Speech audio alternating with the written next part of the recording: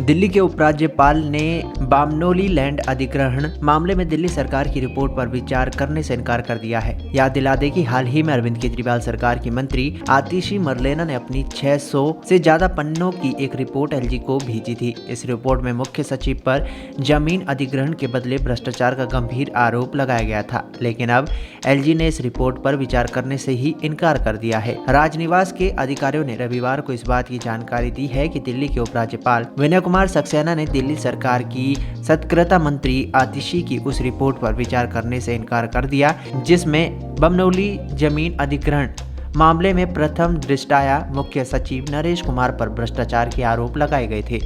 उपराज्यपाल वीके सक्सेना ने कहा कि ये रिपोर्ट बिल्कुल ही मंत्री की काल्पनिक धारणाओं पर आधारित है। उपराज्यपाल ने कहा कि ये रिपोर्ट मौजूदा जांच को सुविधा प्रदान करने की बजाय बहुत अच्छी तरह से मौजूदा जांच को नुकसान पहुंचा सकती है।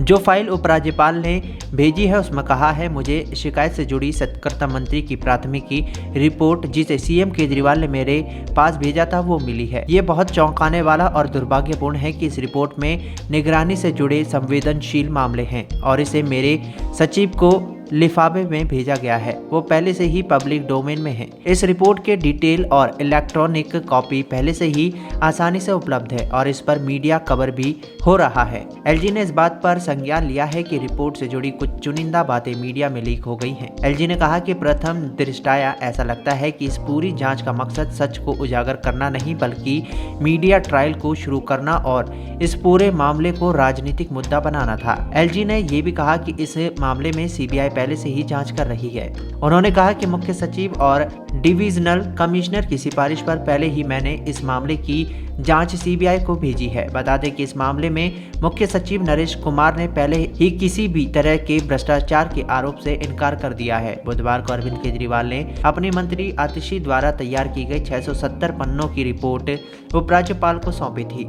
इस रिपोर्ट में नरेश कुमार को सस्पेंड करने की मांग की गई थी। दावा किया गया था कि बामनोली जमीन अधिग्रहण मामले में 897 करोड़ रुपए अवैध तरीके से कमाए गए हैं।